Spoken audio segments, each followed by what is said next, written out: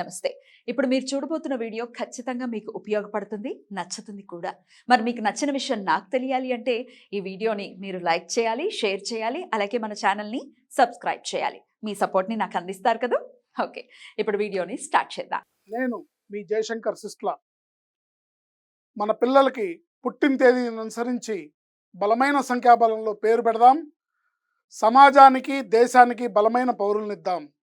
ఏ ఇంట్లో కూడా అర్ధాయుష్ మరణాలు లేకుండా చేద్దాం. నమస్తే, వెల్కమ్ టు అవర్ ఛానల్. నేను పద్మిని. ప్రస్తుతం పాటు ప్రముఖ ఆధ్యాత్మికవేత్త, ఆస్ట్రోన్యూమరాలజిస్ట్, వేదిక్ వాస్తు స్పెషలిస్ట్, శ్రీ విద్య మరియు హనుమత్ ఉపాసకులు బ్రహ్మశ్రీ డాక్టర్ శివయోగి సిస్లా జయశంకర్ గారు మనతో పాటు ఉన్నారు. మాట్లాడదాం. సార్ నమస్తే. సార్, ఆయుష్మతి భవ. చేపట్టినటువంటి పనులు విజయం అనేది రావట్లేదండి, ఆటంకాలే ఎదురవుతున్నాయి తప్ప. అది ఏ పనైనా చూడండి, మాకు అన్నిట్లకి ఒక పాజ్ అయితే డెఫినెట్ గా ఉంటుంది, లైఫ్ లో అవ్వట్లేదు అని ఎందువలన అంటూ ఉంటారు. దీనికి ఏంటి రెమెడీ? అసలు ఎందుకు అలా జరుగుతుంది అనేది మనం చూసుకోవాలిగా ముందు. అవునండి. ఏంటి మనం చేస్తున్న ప్రయత్నం? మనం ఎప్పుడు కూడా మనం వెళ్ళాల్సింది బాంబే వైపు, కానీ మన ప్రయాణం విజయవాడ వైపు సాగుతుంది అనుకోండి, జీవితంలో ఎప్పటికీ బాంబే రాదు. అవును, వెళ్ళలేము కదా. సో మనం సరైన దిశా నిర్దేశాన్ని చేసుకొని మన ప్రయత్నాలని మొదలు పెట్టాలి. కరెక్ట్.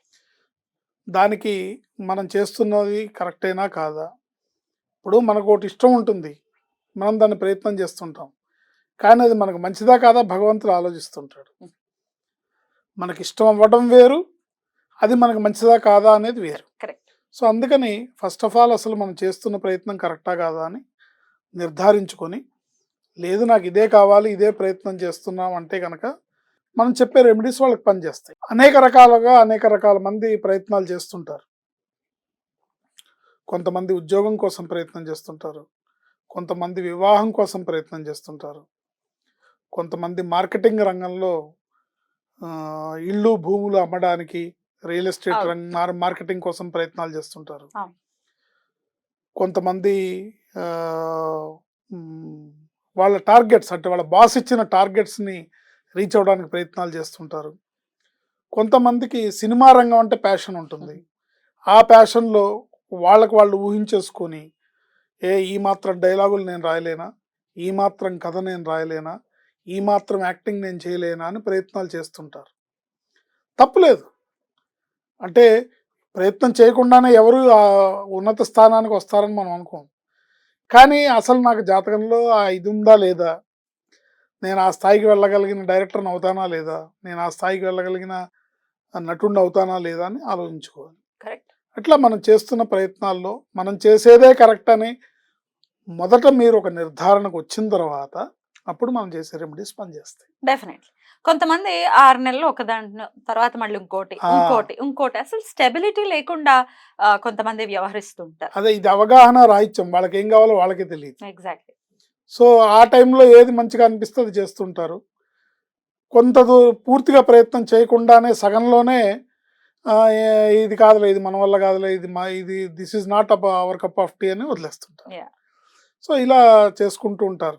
కానీ అన్నీ సరిగ్గా నిర్ధారించుకొని, నాకు దీంట్లో ఉంది, నాకు ఈ రంగంలో నాకు అదృష్టం ఉంది, నాకు ప్రావీణ్యత ఉంది, నాకు టాలెంట్ ఉంది, నేను ఇందులో సక్సెస్ అవ్వాలి అనుకున్న వాళ్ళకి మనం చెప్పే రెమెడీస్ ఏంటంటే, చాలా మందిని చూస్తుంటాం. ఇదివరకు గతంలో సినిమాల్లో చూపించేవాళ్ళు, ఒక హీరో ఆకలి రాజ్యం సినిమాలో కమల్ హాసన్ ఎక్కడికి వెళ్ళినా నో వేకెన్సీ బోర్డు కనపడుతూ ఉంటుంది. సో ఇలా ప్రయత్నాలు చేసేటప్పుడు, తిరిగేటప్పుడు వీళ్ళు జనరల్గా బ్యాచిలర్స్ అయి ఉంటారు, లేదా ఇంట్లో ఉన్నా కూడా సంపాదన లేదు కాబట్టి ఒక్కో డ్రెస్ని 4-5 రోజులు వీళ్ళు వేసుకుంటుంటారు ఉతుక్కోకుండా. సో ఫస్ట్ మీరు ఏదైనా ప్రయత్నాల్లో ఉన్నప్పుడు మీకు ఫస్ట్ చెప్పే రెమెడీ ఏంటంటే, ప్రతిరోజు ఉతికిన బట్టలని ధరించండి, కర్చీఫ్తో సహా. ఏంటి ఇక బనీన్ డ్రాయర్ అని నేను చెప్పలేను, కానీ అవి కూడా ఉతకని వేసుకునే వాళ్ళు ఉన్నారో లేదో నాకు తెలియదు, కానీ అన్నీ ఉతికినవి మాత్రమే వేసుకోవాలి. వేసుకొని ప్రయత్నం చేయాలి. రెండో పాయింట్, మీరు బయటకు వెళ్ళేటప్పుడు మీ ఇష్టదైవం ఎవరైతే వాళ్ళకి దండం పెట్టుకొని, స్వామి నా ప్రయత్నం నేను చేస్తున్నా, ఎందుకంటే భగవంతుడు ఏమంటాడంటే, do your best, I will do the rest అంటాడు. సో మన ప్రయత్నాన్ని మనం చేస్తూ ఆయన మీద భారం వేయాలి, ఆయనకి అప్పచెప్పాలి, ఆయనకి రిపోర్ట్ ఇవ్వాలి. స్వామి నేను ఇవాళ ఈ పని మీద వెళ్తున్నాను అని భగవంతుడికి దండం పెట్టుకొని, వీలుంటే మీకు ఇష్టమైతే ఆంజనేయ స్వామి సింధూరం పెట్టుకోవాలి. అంటే ఇది ఇష్టం లేదు అని అనేవాళ్ళు ఉండరని నేను అనుకుంటున్నాను. ఎస్పెషల్లీ మన ఛానల్ చూసేవాళ్ళు, మన భక్తి ఛానల్ కాబట్టి ఉండరని నేను అనుకుంటున్నాను. సో సింధూరం పెట్టుకొని శ్రీ ఆంజనేయం శ్రీరామజయం, శ్రీ ఆంజనేయం శ్రీరామజయం, శ్రీ ఆంజనేయం శ్రీరామజయం, శ్రీ ఆంజనేయం శ్రీరామజయం ఈ మంత్రాన్ని చదువుకుంటూ వీళ్ళు బయటకు వెళ్ళాలి. బయటకు వెళ్ళేటప్పుడు మరో ముఖ్యమైన చర్య, ఇంకొక ముఖ్యమైన పని వీళ్ళు ఏం చేయాలంటే, ఒక 7 మంచి వక్కలు, 7 మంచి పసుపు కొమ్ములు, తల విరవనివి, పసుపు కొమ్ముగా అంటూ అటు ఇటు మొలను విరిగిపోయినవి కూడా మొక్కలు కూడా ఉంటాయి, పనికిరావు, అవి పనికిరావు. పసుపు కొమ్ముగా ఉన్నవి 7 వక్కలు, నల్ల వక్కలు. వక్కలంటే తెల్లపోక చెక్కలు కాదు, నల్ల వక్కలు.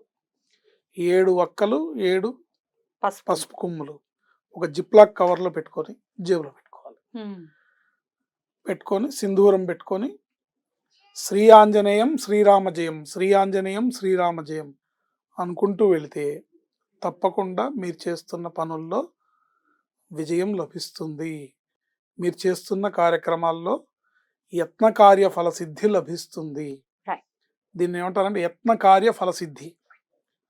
యత్న కార్య ఫలసిద్ధి కోసం ఈ విధంగా చేయాలి. Right sir. దాని తర్వాత ఏం చేయాలి? ఆ పోక చెక్కల్ని తర్వాత పెట్టుకోవచ్చు, ఎప్పటికీ జేబులో పెట్టుకోవచ్చు. అవి పాడైపోయే వస్తువులు కాదు, వాటికి మంచి చెడు మైలా ఏం అంటుకో పవిత్రమైన వస్తువులు కదా. ఆడవాళ్ళు ఒకవేళ పర్స్ లో వేసుకుంటే పర్వాలేదు, ఇబ్బంది ఏమి లేదు. వాటికి అవి వేరే వాటిని పవిత్రం చేస్తాయి కానీ అవి అపవిత్రం ఎప్పటికీ కూడా. అందుకనే మంగళకరమైన శుభకార్యాల్లో మంగళ ద్రవ్యాలుగా అవి వాటిని వాడతారు. సో ఇలా చేయడం వల్ల మీరు చేస్తున్న ప్రయత్నాలు నిజమై మీరు సిన్సియర్గా చేస్తుంటే తప్పకుండా మీకు అందులో యత్న కార్య ఫలసిద్ధి లభిస్తుంది అని నిస్సందేహంగా చెప్పచ్చు. రైట్. అయితే అన్నిసార్లు అని కాకుండా ఇప్పుడు చెప్పినటువంటి మీరు మంత్రం చెప్పారు కదా, అది చేస్తూనే ఉండాలండి. చాంటింగ్ చేసుకుంటూ ఉంటే మంచిది. శ్రీరామజయం శ్రీ ఆంజనేయం 2 కలిపి అనాలి. శ్రీ ఆంజనేయం శ్రీరామజయం, శ్రీ ఆంజనేయం శ్రీరామజయం, శ్రీ ఆంజనేయం శ్రీరామజయం ఇలా కంటిన్యూగా అనుకుంటూ ఉంటే యతో ధర్మ తతో హనుమ, యతో హనుమత్ తతో జయ. ఎక్కడ ధర్మం ఉంటుందో అక్కడ హనుమంతుడు ఉంటాడు, ఎక్కడ హనుమంతుడు ఉంటాడో అక్కడ జయం ఉంటుంది. అక్కడ అపజయం అనేది ఉండదు. ఎందుకంటే ముఖ్యంగా ఈ పరిహారం మీలో ఆవహించే నిస్సత్తువుకి, మీలో ఆవహించే నెగటివ్ థాట్స్ని ఆపేస్తుంది. ఎవరైతే నమ్ముతూ ఉన్నారో కార్యసిద్ధి జరగాలి అనుకునే వాళ్ళకి ఖచ్చితంగా ఆంజనేయ స్వామి కృపతో అది జరగాలని మనస్ఫూర్తిగా కోరుకుంటూ thank you so very much అండి. నమస్తే. ఆయుష్మతి భవ.